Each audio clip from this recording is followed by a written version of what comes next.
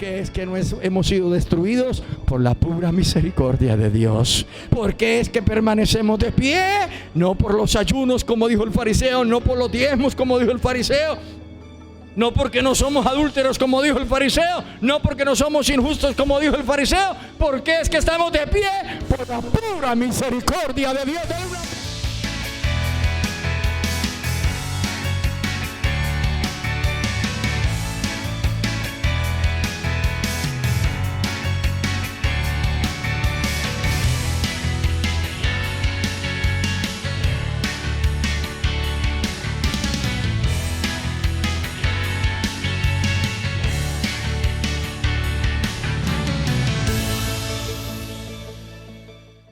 San Mateo capítulo 25, verso 40 al 41. ¿Estamos? Lea conmigo en voz alta. Dice: y respondiendo el rey le dirá: de cierto os digo que en cuanto lo hiciste a uno de estos mis hermanos más pequeños, a mí lo hicisteis. Entonces dirá también a los de la izquierda: apartados de mí, malditos, al fuego eterno, preparado para el diablo y sus ángeles. Amén. Les dije que tengo el corazón arrugado. Yo sé que este tema, al hablar del infierno, la realidad del infierno, es un tema que hoy no se predica en los púlpitos. Escuche bien. No se predica en los púlpitos. Y con mucha tristeza tengo que decirlo, no se predica por varias razones que los humanos han introducido en su teología. Primero, porque ya no creen en la existencia de ese lugar. Segundo, porque al no creer en la existencia de ese lugar, entonces ellos creen que eso es asustar a la gente. Ellos creen que es una predicación en vano y que por lo tanto no deben de utilizar ese lenguaje. Pero yo no vengo a asustar a nadie, porque si no le asusta a usted, el coco menos yo. Yo vengo a hablarle una realidad que ha existido desde que el ser humano existe en la tierra, una realidad inequívoca, una realidad que no la podemos ocultar. Lamentablemente la teología y la predicación moderna ha ocultado esa realidad, y por eso hoy la iglesia, el pueblo de Dios,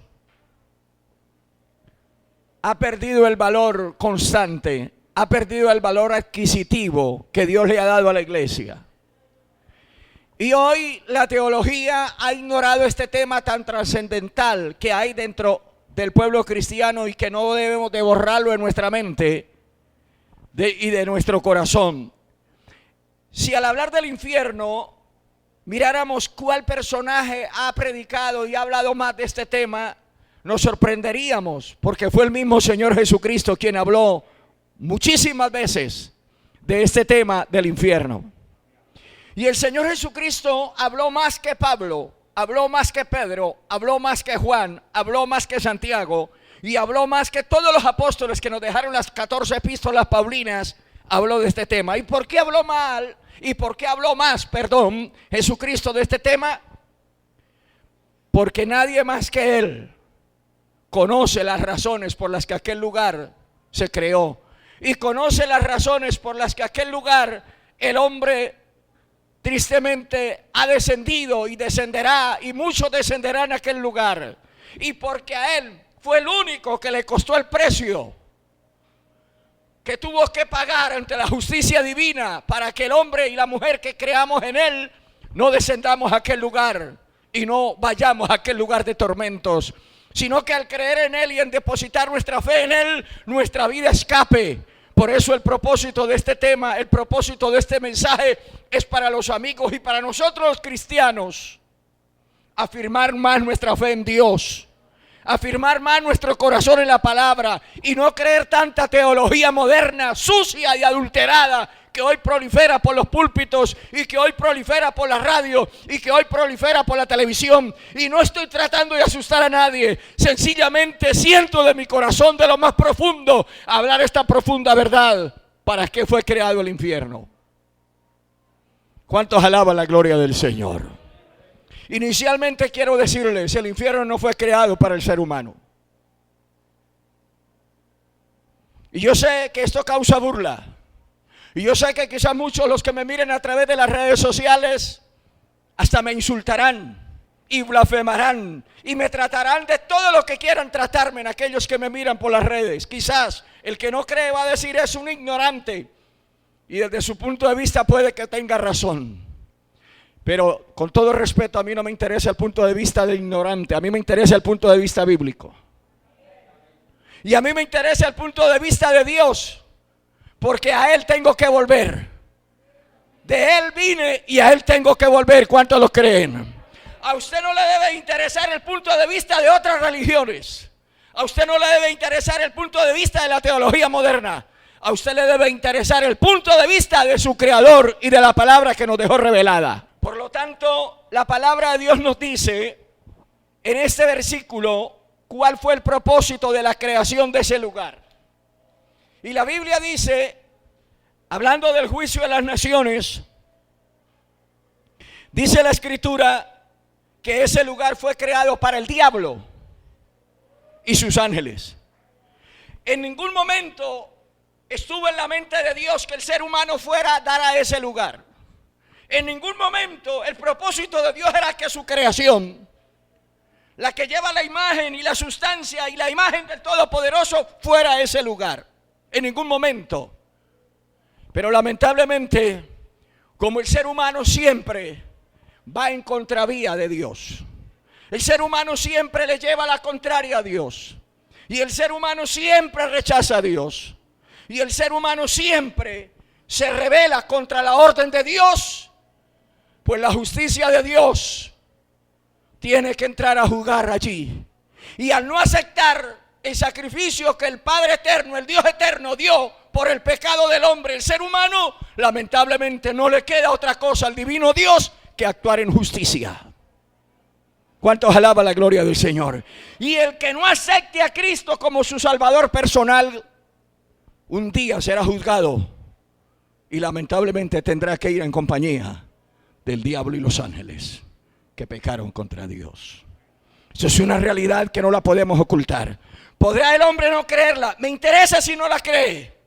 Algún día despertará demasiado tarde y dirá, tenía razón la Biblia y tenía razón los predicadores que hablaban del infierno. Entonces tenga presente, el infierno no fue creado para el ser humano. El infierno fue creado para el diablo y sus ángeles. Pero hay otras razones que la Biblia nos explica para qué y cómo y qué es el infierno. Porque es que algunas personas se atreven a hacer chiste de este lugar. A mí me da terror cuando hay personas que hacen chistes de las cosas eternas. Y no soy un amargado, no soy un anticuado,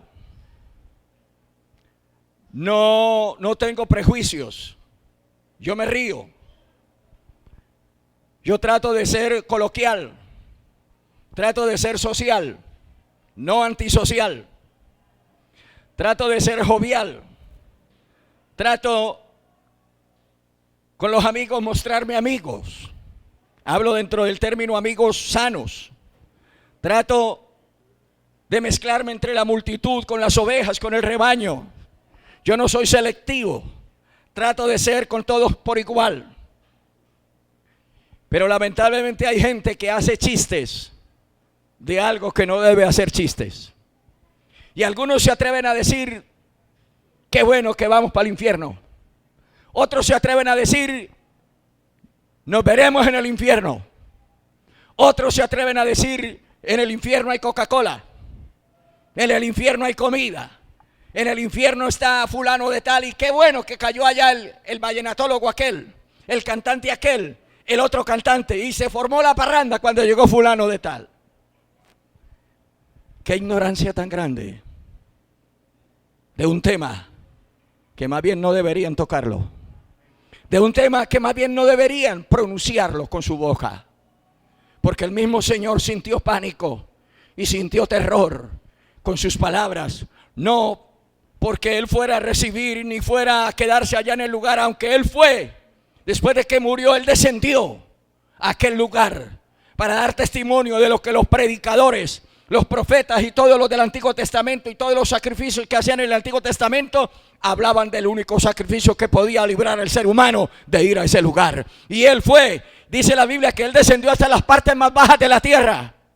Y Él descendió hasta lo profundo, dice el apóstol San Pedro, que fue y predicó a los espíritus encarcelados. A los que en un tiempo esperaba la paciencia de Noé, fue y les predicó. Efesios 4:9 dice, y eso que descendió también dice que subió. Quiere decir que Él descendió, pero Él subió. Hechos capítulo 2, verso 4 dice que Dios no le permitiría que su alma se quedara en el Hades para ver corrupción, sino que Él descendió, pero también ascendió. ¿Cuántos alaban la gloria de Dios? Por eso cuando está en la cruz y hay un ladrón a la derecha y un ladrón a la izquierda, la religión lo llama ladrón bueno y ladrón malo. Ningún ladrón es bueno, todos son malos. El ladrón derecho y el ladrón izquierdo. Y cuando mueren los dos ladrones, el ladrón de la derecha reconoce lo que debe reconocer todo pecador: la necesidad de un Salvador. Y cuando el ladrón de la derecha muere, Jesucristo le promete: hoy, no mañana, hoy, no dentro de un mes, hoy, no dentro de un año, hoy estarás conmigo en el paraíso. Jesús descendió. Cuando Él muere, su cuerpo quedó en la tumba. Pero cuando su cuerpo quedó en la tumba, su espíritu descendió. Y descendió a las partes más bajas de la tierra. Porque Él necesitaba, con su sacrificio, sellar el pacto del Antiguo Testamento y abrir el nuevo pacto de la gracia, que se extendía a través de su resurrección, que se abría a través de la resurrección. Y cuando Él muere, desciende, pero Él desciende a hacer un trabajo, aleluya. Y el trabajo que hizo fue que sacó a todos, desde Abel en adelante, desde el espíritu de Abel, que estaba encarcelado en el mismo lugar que se llamaba Gehenna. Podría usted llamarlo Hades, podría llamarlo Seol, eso es según la traducción aramea, hebrea y griega, según la traducción. Y podría llamarlo como lo querramos llamar. Él descendió y tomó a todos los que creyeron en Él, y a los que murieron sin creer en Él les dijo: yo soy la palabra, yo soy el profeta que Moisés dijo que Dios le levantaría, un profeta igual a mí, mejor a mí. Yo soy el pan que el sacerdote comía en el tabernáculo. Yo soy el agua de vida que había en el lavacro. Y empezó a darles el mensaje. Dijo: yo soy la palabra, el cumplimiento de la palabra de los profetas. Pero ya no había oportunidad de redención. Y sacó a los que habían creído en Él. Y por eso Efesios dice que subiendo a lo alto, llevó cautiva la cautividad y entregó dones, regalos a los hombres. A uno le volvió profeta, a otro le volvió maestro, a otro le dio evangelista, a otro le dio pastor y a otro le dio misionero. Le dio dones, le dio ministerios, para que a través de esos ministerios, los predicadores y todos los que hemos recibido algún ministerio, sigamos con el trabajo de Cristo, hablándole a la gente las verdades bíblicas. Pero tristemente, hoy la doctrina del infierno no se predica. Da tristeza. Pastor, si hay algún pastor a la distancia que me está oyendo, predica sobre el infierno, porque Dios te va a cobrar. Este pueblo que me escucha en esta tarde y ese pueblo que me ve a la distancia, crea o no crea, tenemos la obligación de predicarle al pueblo que hay dos lugares. Uno se llama cielo y el otro se llama infierno. El cielo por ganar, por conquistar, y el infierno por evitar. Y como dije hace un momento, me da tristeza observar gente que hace burla de cosas eternas y que hace chistes. Porque el infierno es un lugar totalmente alejado de la presencia de Dios. Mateo 7:23, Mateo 25:30 nos dice que allí será el lloro y el crujir de dientes. Pero aparte de que será el lloro y el crujir de dientes, será un lugar tétrico de tinieblas. Alguien dirá: pero si hay llamas, ¿por qué hay tinieblas? Buena pregunta. Hay que entender la hermenéutica. hay que entender la terminología. El infierno es un lugar que arde con fuego y azufre. Pero aunque la Biblia menciona la palabra fuego, es un fuego que no bota destellos, no bota luz. Cuando habla de fuego, habla del tormento que se siente en una llama, en un fuego intenso, pero sin luz. El fuego que conocemos aquí en la tierra es un fuego candente, es un fuego que lanza centellas, es un fuego que centellea, un fuego que la flama produce luz. Y el fuego de esta tierra no es el fuego eterno que habla la Biblia. El fuego eterno que habla la Biblia es un lugar lleno de tinieblas, donde es terrorífico y habrá lloro y crujir de dientes. Con ese fuego que quema al enemigo, no lo destruye, no habla de destrucción, no habla de desaparición, habla de tormento. Porque algunos dicen sí hay un lugar, pero allí se van a desaparecer, se van a desintegrar. Falso. No hay desintegración total, lo que hay es tormento eternal. Ahora, el fuego terrenal, el fuego que conocemos, el fuego con el que cocemos los alimentos, cocinamos los alimentos, preparamos los alimentos, el fuego que consume la hojarasca, el fuego que consume la maleza, es un fuego que bota luz.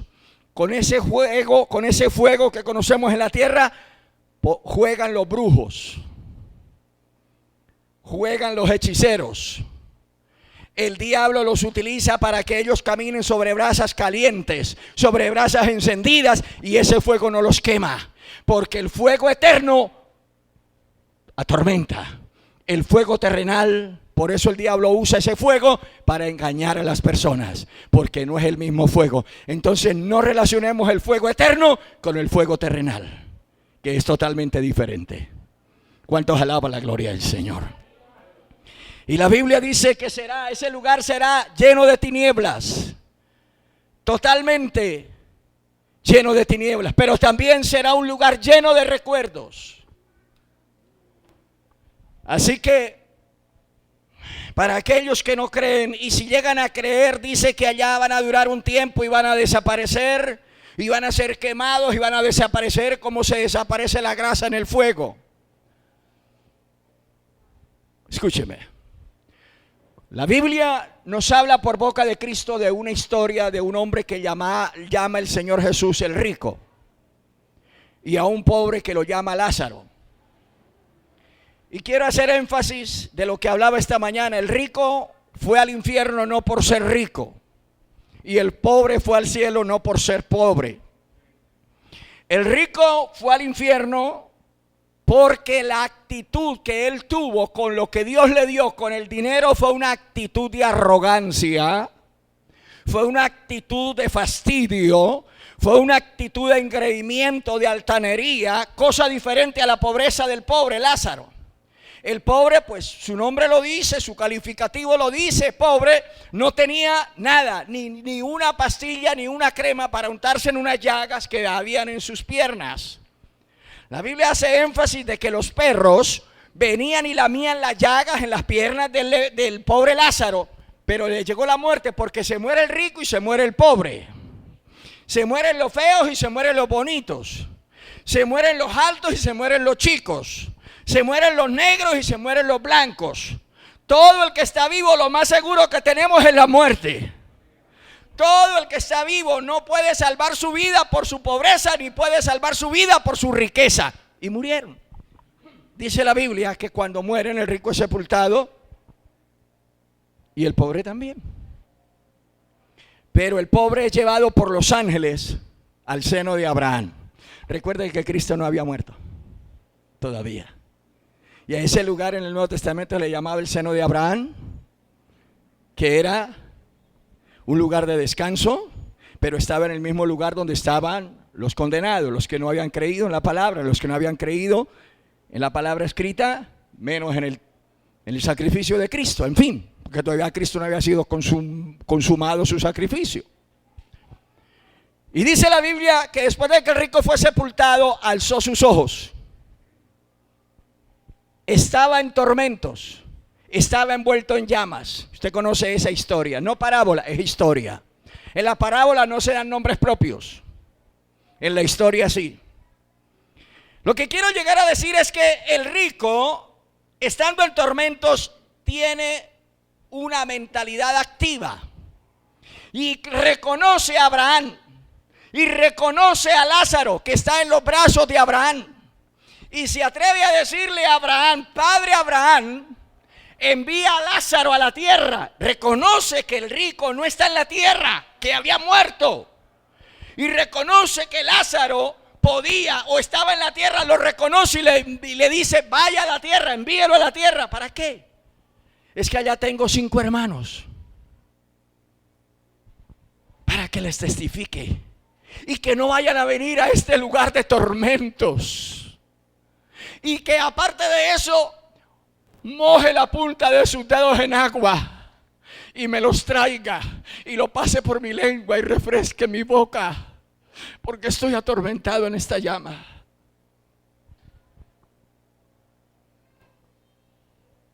Cuando en la vida este hombre suplicaba por unos dedos mojados que le pasaran por la boca?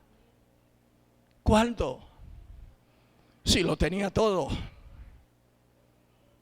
Si era todos los días banquetes con esplendidez, ahora quiere pedirle el favor a Abraham que envíe a Lázaro.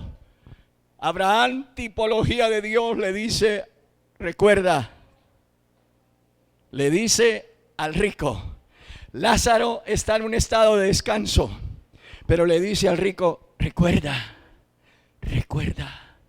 que en tu vida tuviste todos tus bienes y tú la pasaste muy bien, y este era atormentado allá, pero ahora las cosas cambiaron. Ahora todo ha cambiado. Ahora Lázaro es consolado acá y tú atormentado allá. ¿A dónde quiero yo llegar con este punto? El rico no perdió los recuerdos, no perdió la capacidad de pensar, no perdió la capacidad de meditar, no perdió la capacidad que tenía en su mente, porque Cristo lo dijo en otra ocasión, que allá el gusano no muere y el fuego nunca se apaga. Amada iglesia, esto nos debe a nosotros motivar a doblar nuestras rodillas más. Quizás tengamos familia que no está en la iglesia, que ahorita mismo está pecando contra Dios, que ahora mismo está blasfemando contra Dios, que ahora mismo está en camino de peligro de perderse e ir a ese lugar, que ahora mismo está en camino de condenación. Esto a nosotros nos debe de romper el corazón. Esto a nosotros nos debe de mover las entrañas y no ser indiferentes ni fríos. Yo ya soy salvo y listo, que los demás miren a ver cómo hacen. Escuche lo que dijo el rico: para que le diga a mis hermanos que este lugar es real, que este lugar no es una quimera, que este lugar no es fantasía, que este lugar es real, para que no vengan aquí. ¿Cuántas veces él hubiese sido el promotor de la burla en la tierra? ¿Cuántos chistes él habría hecho de ese lugar? ¿Cuántas veces se habría mofado de los predicadores? ¿Cuántas veces se habría mofado de la palabra? Pero Abraham le contesta: no, Señor, a los profetas y a la palabra tienen, a ellos escuchen. Pero también le dice: si no oyen a los profetas y si no oyen a la ley, así se levantare alguno de entre los muertos, tampoco le van a creer. Y le tengo una noticia: uno se levantó de entre los muertos, el cual es fiel y verdadero, y se levantó y dijo la realidad y nos enseñó, pero nadie le cree, nadie le quiere creer. Si usted es alguno que todavía dice: si se levanta mi mamá de entre los muertos, si se levanta el menonita y menonito, yo creo, ya se levantó Jesucristo, el cual es fiel y verdadero, y no quieren creer. Entonces el remedio es predicar. Dijo Abraham, allá tienen a los predicadores, allá tienen la ley, que es la palabra, allá tienen los profetas, que son los predicadores, a ellos escuchen. Pero hoy la palabra y los profetas no predican. Hoy hay una cantidad de basura desde los púlpitos. Qué día es que he horrorizado. Hoy han inventado unciones, la unción del mono, otro la unción de la harina, y se vuelven llenos de harina como si estuvieran en un cumpleaños. El otro la unción del perro, y el otro la unción del mico, y otros dicen que se acuestan en el púlpito y dicen que necesitamos resucitar al líder, y que la ofrenda y el diezmo resucita al líder. Lo que hay que darle es un puntapié.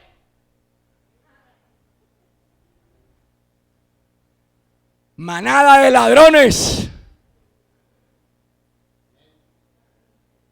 O yo estoy equivocado. Usted sabrá si no apoya la palabra. O son ladrones o no son. Sí, así no es. Eso no es lo que necesita la iglesia. La iglesia necesita que se le predique las doctrinas. La iglesia predicándole la doctrina, la iglesia generosa. No necesitamos inventar cosas raras.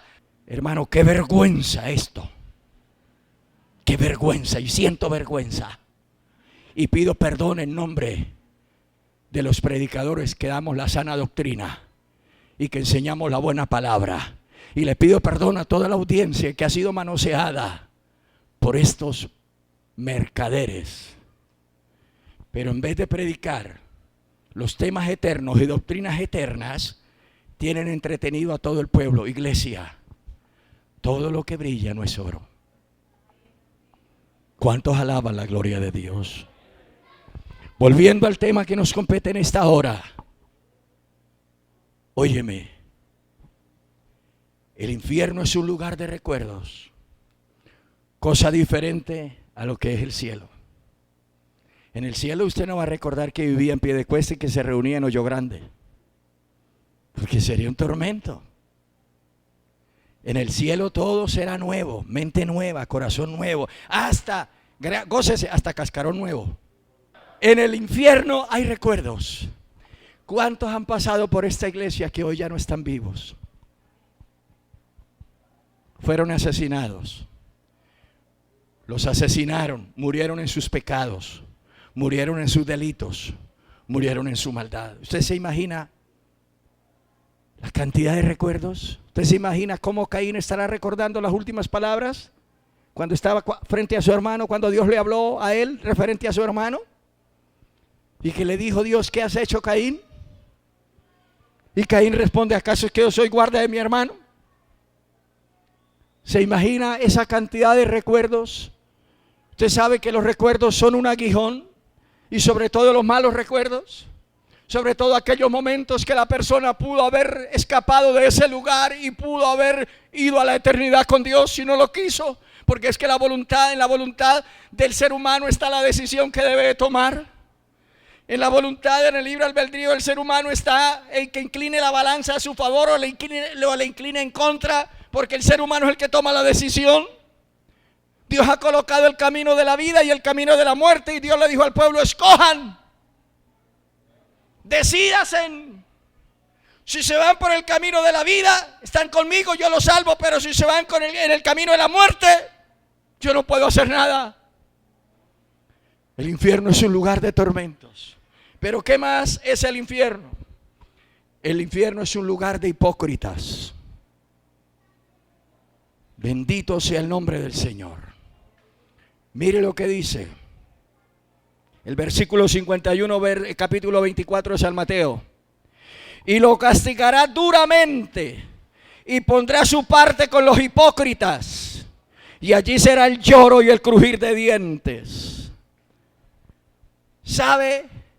Hoy por hoy hay mucha gente que dice, yo no me congrego en la iglesia porque la iglesia es un lugar lleno de hipócritas. Y tienen razón. La iglesia es un lugar lleno de gente pecadora, pero arrepentida.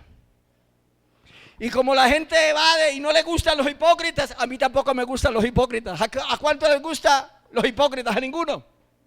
El hipócrita es aborrecido por la sociedad. es aborrecido por la familia. El hipócrita es aborrecido por el jefe personal. El hipócrita en ninguna parte cuadra. Cuadra al inicio, pero después descuadra.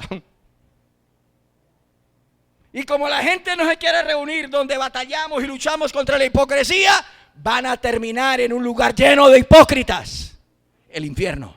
La Biblia dice ahí en versículo 51, dice: y pondré su parte con los hipócritas, y será el lloro y el crujir de dientes. Qué cosa horrible vivir lleno de hipócritas, con gente hipócrita. Ahora, ¿qué más es el infierno? Ya para ir terminando, escúcheme, es un lugar donde van todos los que se olvidan de Dios. Mire lo que dice el Salmo 9:17. Salmos capítulo 9, versículo 17. Bendito sea el nombre del Señor. Dice de la siguiente manera: los malos serán trasladados al Seol, y todas las gentes que se olvidan de Dios.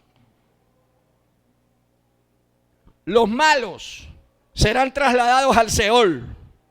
Al Seol es la terminología del Antiguo Testamento que se refería al Hades. Los malos serán trasladados al Seol, y todos los que se olvidan de Dios. Yo sé que todos nosotros tenemos relaciones con diferentes clases de personas en nuestro trabajo, en la vecindad, en la sociedad.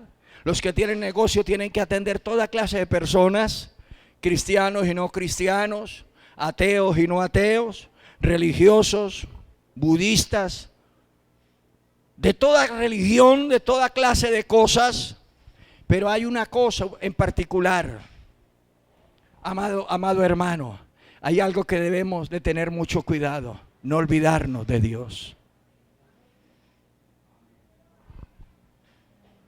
No olvidarnos que es por la misericordia de Dios que estamos vivos, que hemos sido salvos, que nuestra familia ha sido guardada, que nuestras finanzas han sido guardadas.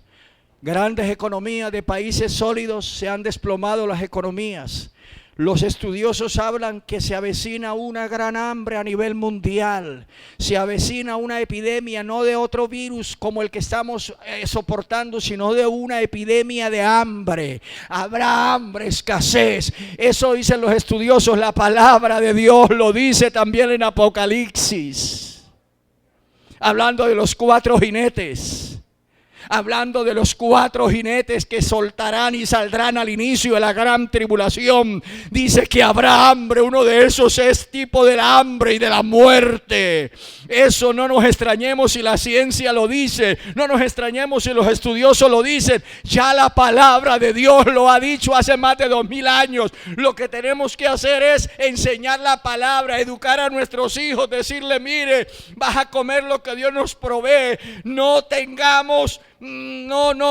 botemos la bendición de Dios, comamos lo que Dios nos provee, aprovechemos que tenemos. Quizás hoy tenemos, no sabemos mañana.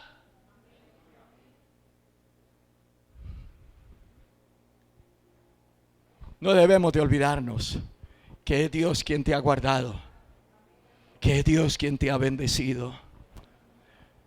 En mi caso personal, yo vivo muy agradecido con Dios. Quizás no sea el perfecto, y no pretendo serlo porque no lo voy a lograr ser perfecto, pero Dios a mí me ha guardado de la misma muerte. Muchas veces he estado en la clínica, he estado 2-3 días internado, y allí es donde uno valora. Cuando yo entendí esto, dije: Dios, ayúdame a servirte, ayúdame a caminar, así sea cansado, agotado, con hambre, solo o acompañado, ayúdame a hacer tu obra. Por eso yo vivo agradecido con Dios. Alguien dirá: pero si no hubiera pasado por eso, entonces era un desagradecido. No, cuento mi experiencia, cuento lo que me ocurrió en la vida o me ha ocurrido, para sacar motivos, para buscar motivos de vivir agradecido con el Señor. Y no espere tener la misma experiencia, porque no se sabe si la logre pasar.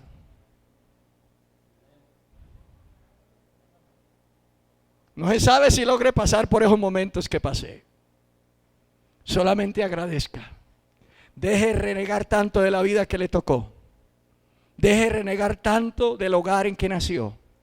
Deje de renegar tanto el papá que te tocó. Como si fuera poco el tormento, como si fuera poco los recuerdos, como si fuera poco el fuego y el azufre que lo está devorando, que lo está atormentando, y como si fuera poco la conciencia que no lo deja en paz, de saber que mamá se salvó y papá se salvó y él no se salvó por simplemente ser rebelde. Y aparte de eso, sabiendo que no hay salida de allí.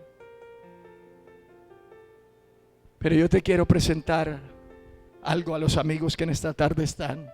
Y si hay alguien que anda un poquito así, medio flojo y quizás está pensando más bien en devolverse que en continuar, detente, cambia de pensamiento. Mi consejo es, por duro que estés sufriendo, por duras pruebas que tenga, y por duro que sea el camino, y por empinada que sea la cuesta, continúe adelante poco a poco, pero continúe. No te ahogues solo, no te mueras solo. No tomes la loca decisión de devolverte. Por duro que parezca, menos vayas a tomar la loca decisión de quitarte la vida. No vayas a tomar esa decisión, porque será más duro cuando despiertes en la eternidad y dirás, ¿por qué no aguanté un poco más? ¿Qué diera el rico por salir de ese lugar, no? ¿Qué diera aquel hombre y tantos hombres que han caído y tantas mujeres que han caído allá? Pero esta oportunidad es para nosotros los vivos. Ya el que murió sin Dios, por más que se ore por él, por más que se hable de él y por más que se interceda, no hay nada que valga. Como no hay nada que saque al que está en el descanso eterno con Dios, nadie lo puede trasladar, ni al otro tampoco lo pueden trasladar. No se puede hacer nada, porque la decisión se toma aquí.